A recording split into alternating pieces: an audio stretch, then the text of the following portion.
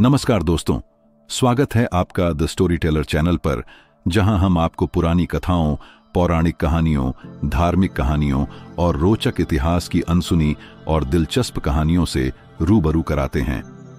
अगर आप हमारे चैनल पर नए हैं तो अभी सब्सक्राइब करें और बेल आइकन दबाएं ताकि हमारी हर नई कहानी, हर नया वीडियो आप सबसे पहले देख सकें। हमारा मकसद है आपको सिर्फ मनोरंजन देना नहीं, बल्कि हर कहानी के पीछे छुपी शिक्षाओं और संदेशों को भी आपके सामने लाना।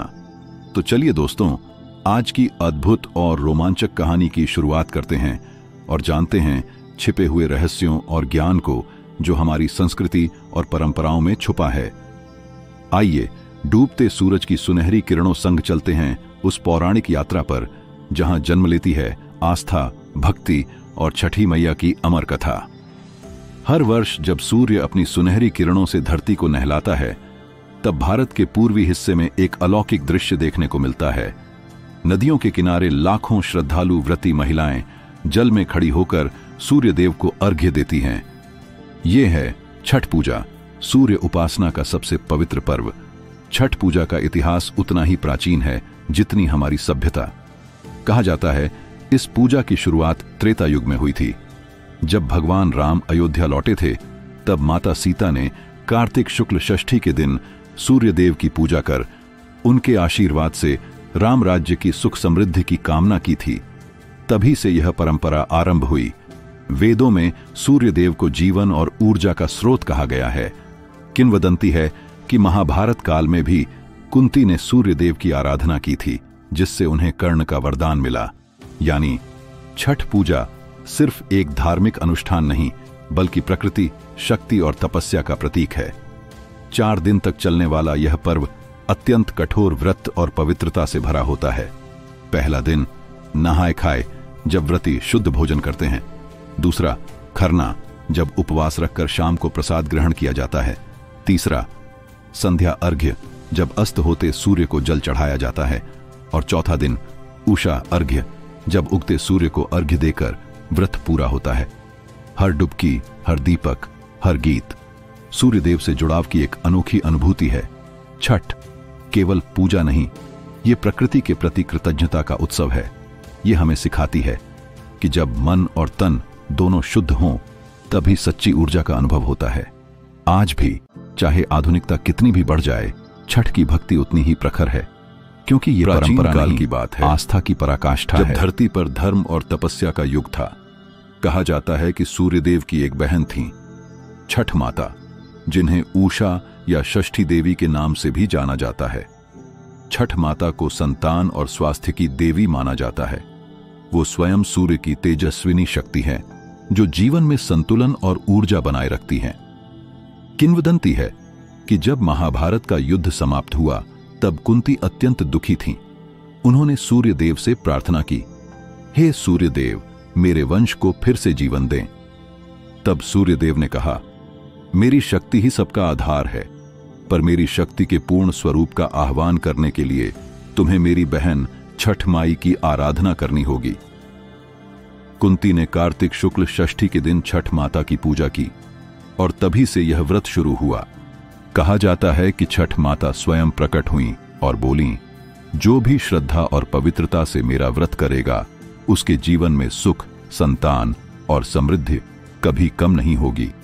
एक और कथा के अनुसार राजा प्रियव्रत और उनकी रानी मालिनी के कोई संतान नहीं थी। उन्होंने महान ऋषियों से यज्ञ करवाया और उससे एक पुत्र मिला, पर वह मृत पैदा हुआ। रानी दुख में विलाप करने लगी। तभी आकाश से एक दिव्य स्त्री प्रकट हुई, तेजस्विनी, ज्योतिर्मयी। उन्होंने कहा, मैं सूर्यदेव की शक्ति हूं, षष्ठी देवी। यदि तुम श्रद्धा से मेरी पूजा करोगी तो तुम्हें पुत्र रत्न की प्राप्ति होगी। रानी ने वैसा ही किया और देवी के आशीर्वाद से उनका पुत्र जीवित हो उठा। उस दिन था कार्तिक शुक्ल षष्ठी और तभी से इस दिन देवी षष्ठी यानी छठ मई की पूजा का आरंभ हुआ। छठ माता न केवल संतान की रक्षिका है, बल्कि वो स्वास्थ्य, सुख और संतुलन की देवी भी हैं।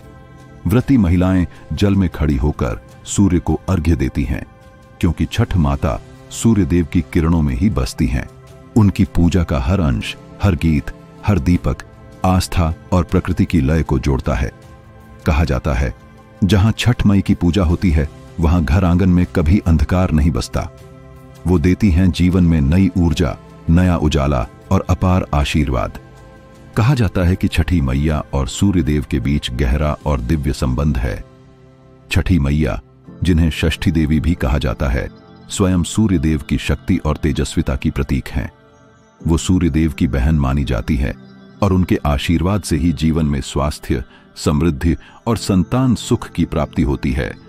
किंवदंती है कि जब त्रेता युग में माता सीता ने भगवान राम की सुख समृद्धि के लिए सूर्यदेव की आराधना की, तब छठी मैया स्वयं प्रकट हुई और उन्होंने व्रत और पूजा का मार्ग दिखाया।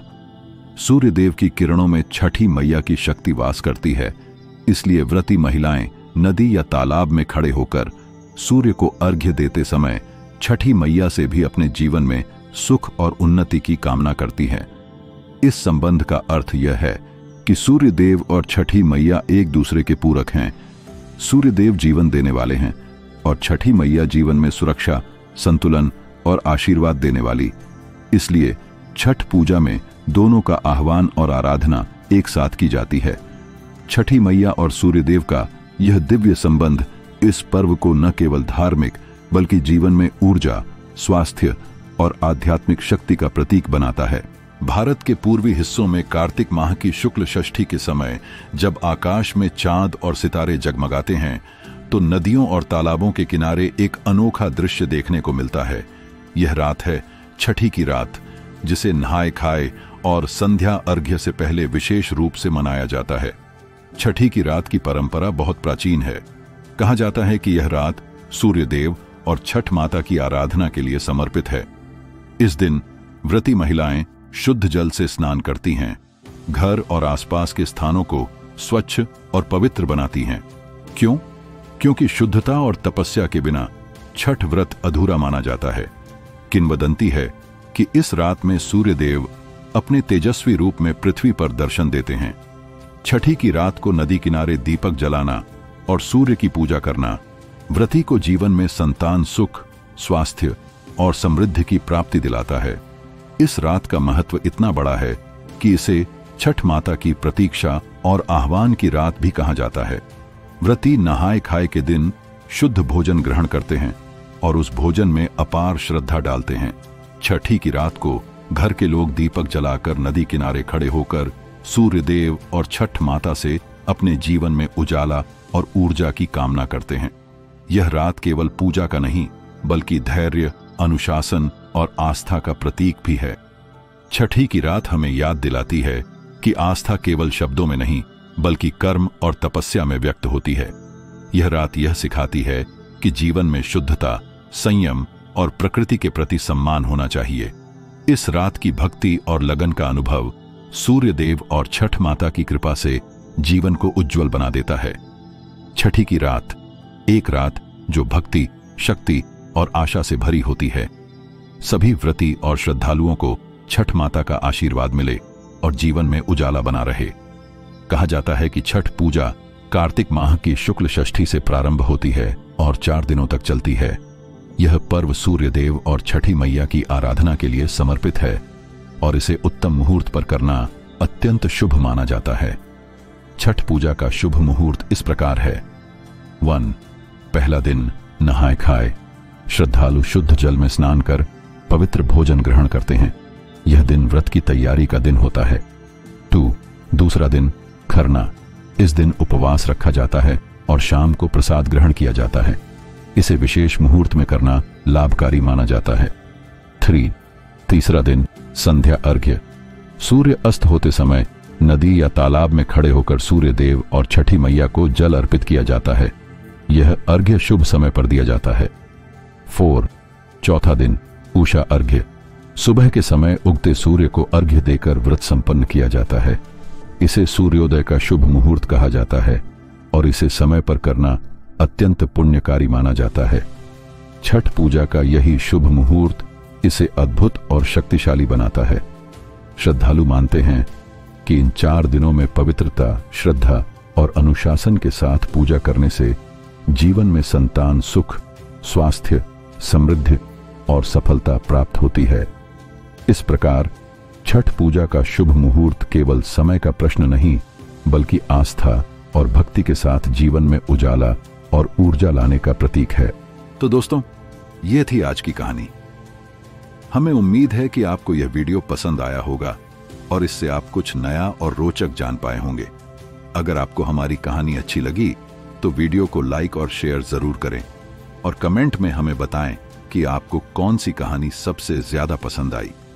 और हां, अगर आप अभी तक हमारे चैनल के सदस्य नहीं हैं तो सब्सक्राइब करें और बेल आइकन दबाएं ताकि आप हमारी हर नई कहानी सबसे पहले देख सकें।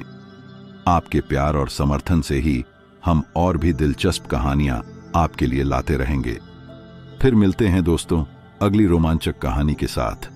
धन्यवाद और जय द स्टोरी टेलर।